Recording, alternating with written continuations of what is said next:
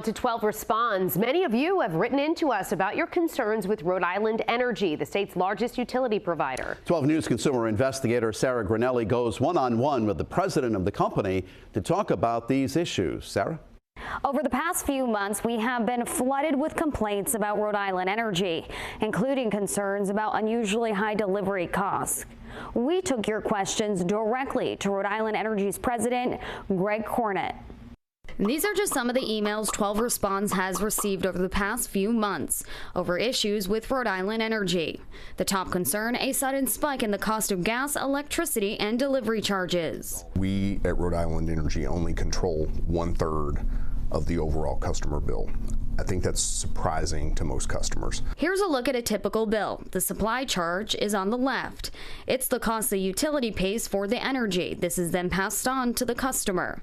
The delivery charge goes towards everything from maintaining infrastructure to paying off investors. They expect a return on that investment, and our profit margin, if you want to call it that, is regulated by the state and by the federal government. Rhode Island Energy's profit margin is set by state regulators. The company on average makes about $2.28 per customer. President Gregg Cornett says they're limited in what they can charge, and he blames the rest of the bill on a combination of state-mandated fees. What's driving the growth of these bills are these public policy charges. And again, those are debates that need to happen.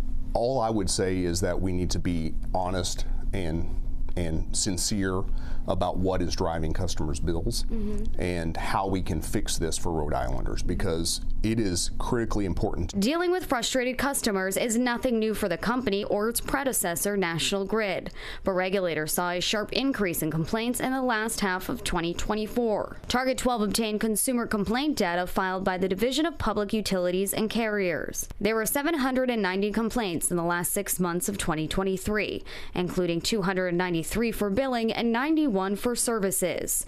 In the last half of 2024, complaints surged to over 1,000, including 560 for billing and 124 for service. I don't think customers understood that over the last 2+ years until August of 24, when they called Rhode Island Energy, they were actually speaking with someone at National Grid. So National Grid was doing that work for us under a transition service agreement. Cornett says he thinks winter rates could be a little bit lower this year, but he warned prices are heavily influenced by outside factors such as political and global events. Coming up tonight, we're going over some other customers' biggest complaints, including issues with automatic payment and solar credits. Sarah Granelli, 12 News.